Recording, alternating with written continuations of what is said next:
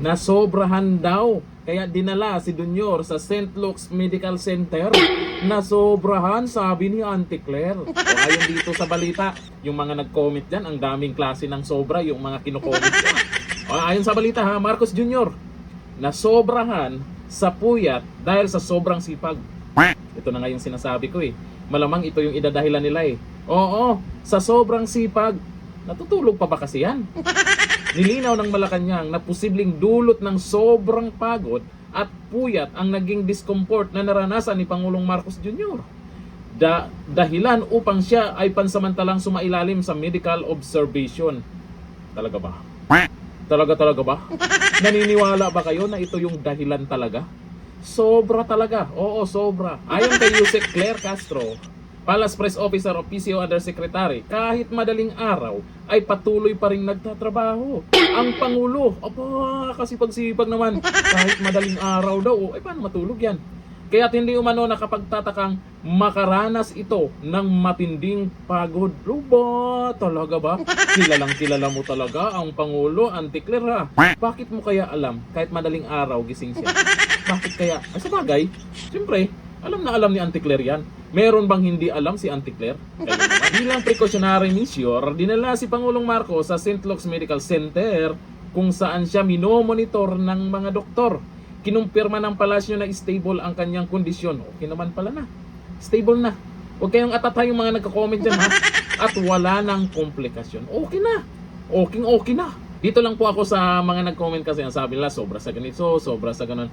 Alam nyo, kahit anong klaseng sobra, bawal man o hindi yung sobra na yan, masama talaga sa kalusugan yan. Sobrang, ano kaya? Basahin nga natin yung mga komento nila, anong klaseng sobra yan. Sabi ni Tia Mendoza, bakit kaya hindi natutulog? Oo, kasi gising daw madaling araw eh. Alam nga naman tulog sa araw. Tapos gising sa madaling araw.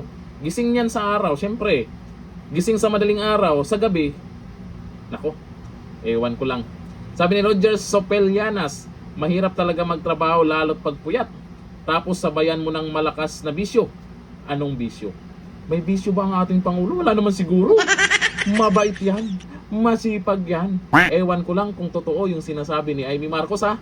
Kasi itong mga tagapagtanggol ni Junior ay mas kilalang kilala nila kaysa kapatid. Ang kapatid mismo ang nagsasabi kung ano ang bisyo.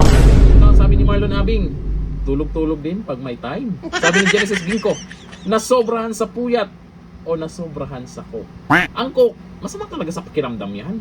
Ako nagko-coke ako, hindi naman ako umiinom ng coke, lalo sa gabi, hindi tayo nakakatulog yan.